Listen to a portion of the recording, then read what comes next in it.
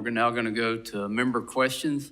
And first, we'll recognize the gentleman from Colorado, Mr. Lamborn, for 5 minutes. Thank you, Mr. Chairman, and thank you for having this hearing. I want to thank all the witnesses for being here this morning. I have here in my hand a letter from Laura Daniel Davis, Principal Deputy Assistant Director at the Department of Interior, dated December 8th, 2022, that has some very interesting statistics on the Biden administration's approval rate for applications for permits to drill. So, Mr. Chairman, I ask unanimous consent to, and it's to me and 43 of my colleagues. I asked unanimous consent to introduce this letter into the record. Without objection. Specifically, in this letter, the Biden administration is taking credit for what the Trump administration accomplished.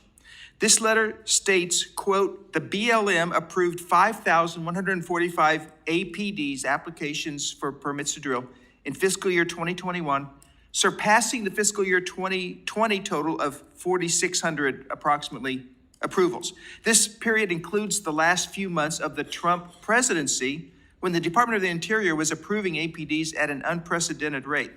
According to a 2020 GAO report, APD review times decreased from 196 days to 94 days between 2016 and 2019.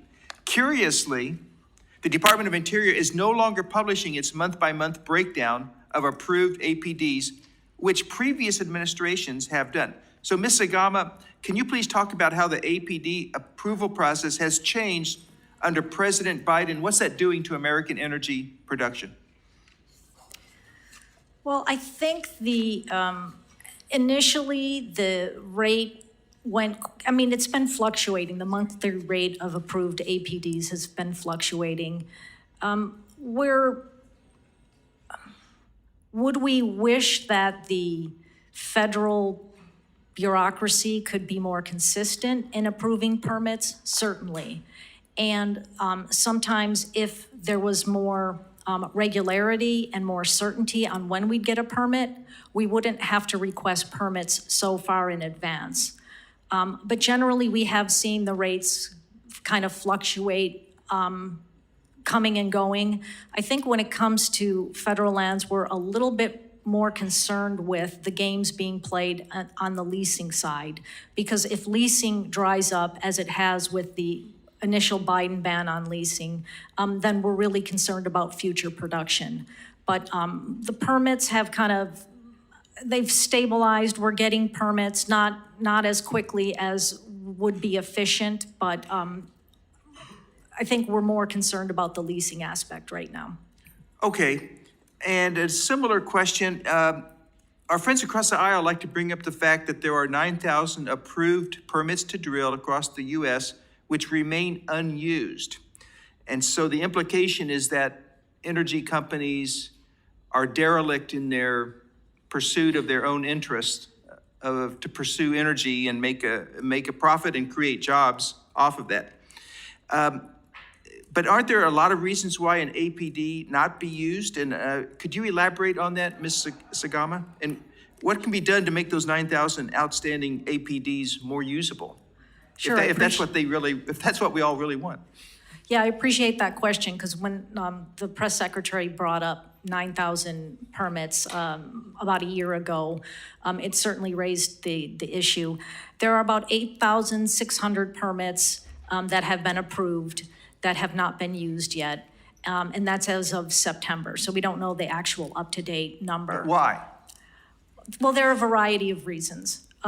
As I mentioned earlier, the inefficiency of getting a permit means that companies often request permits years in advance, because if you have started a project, we drill wells really quickly now. We're so efficient and we drill so many on a well pad that you can't afford to start your project, drill 1 or 2 wells, and then have to wait for 2 more permits, because you're going to put, 8 wells on that pad or whatever it is.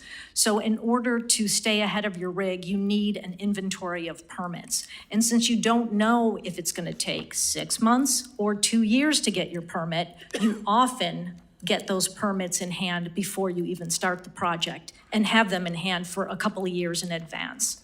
So that's one of the reasons. The other is simply you might be waiting for a right-of-way from the federal government. You might be waiting for, in order to get to your well pad, you have to get across a piece of federal land, so you need a permit for that. You might be held up waiting for an air permit. So there are other reasons that we don't use those permits right away. Or litigation?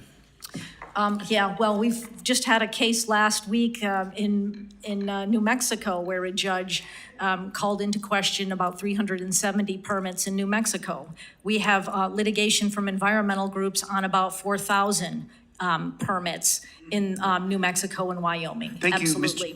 Thank you, and Mr. Chairman, I yield back. Gentleman